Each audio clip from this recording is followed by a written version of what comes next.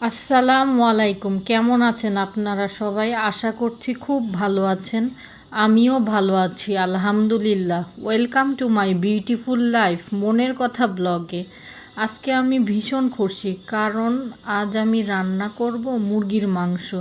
আর ভাবুন তো, আপনাদের ভাইয়া আজকে আমার জন্য সারপ্রাইজ আইসক্রিম নিয়ে এসেছে। এই জিনিসটা আমার ভীষণ পছন্দ। তবে আর শুধু রান্না করব না, আমি আপনাদের সাথে একটি সুন্দর শিক্ষা নেয়ার মতো গল্প শেয়ার করব। একটা ছোট শহরে একজন লোকের একটা সাধারণ হোটেল ছিল। ওখানে সে ভাত, তরকারি এসব বিক্রি করত। হোটেলটা ছিল খুবই সাদামাটা, কিন্তু প্রতিদিন ভীষণ ভিড় থাকতো।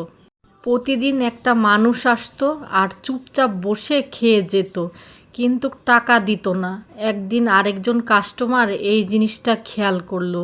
সে হোটেল মালিককে বলল, ভাই, এই লোকটা প্রতিদিন আপনার দোকানে খেয়ে যায়, কিন্তু টাকা দেয় না, আপনি কিছু বলেন না? হোটেলওয়ালা মুচকি হেসে বলল, আপনি যে এই ভিড়টা দেখতেছেন, এই ভিড়টা এই লোকটারই জন্য। তখন লোকটা অবাক হয়ে বলল, মানে? হোটেল মালিক শান্তভাবে বলল, একদিন এই লোকটা প্রথম এখানে আসে, তখন আমার দোকানে একটাও কাস্টমার ছিল না। খাওয়া শেষে সে 2 হাত তুলে বলেছিল, হে আল্লাহ, আমার মালিক, এই দোকানে এমন ভিড় লাগিয়ে দাও যাতে আমি ভিড়ের মধ্যে খেয়ে চলে যেতে পারি, আর কেউ যাতে আমাকে খেয়াল না করে।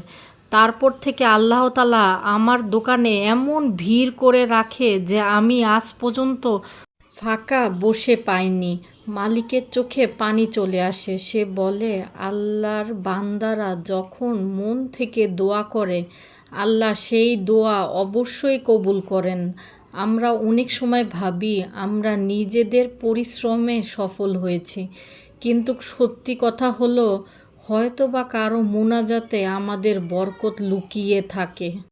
বন্ধুরা, মনে রাখবেন, কখনো কাউকে ছোট মনে করবেন না। কারো মোনাজাত আপনার জীবনের মোড় ঘুরিয়ে দিতে পারে।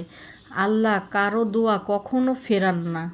সবাই ভালো থাকবেন, সুস্থ থাকবেন, মনের কথার সাথে থাকবেন, আর আমাদের জন্য দোয়া করবেন। আজ এই পর্যন্তই থাক।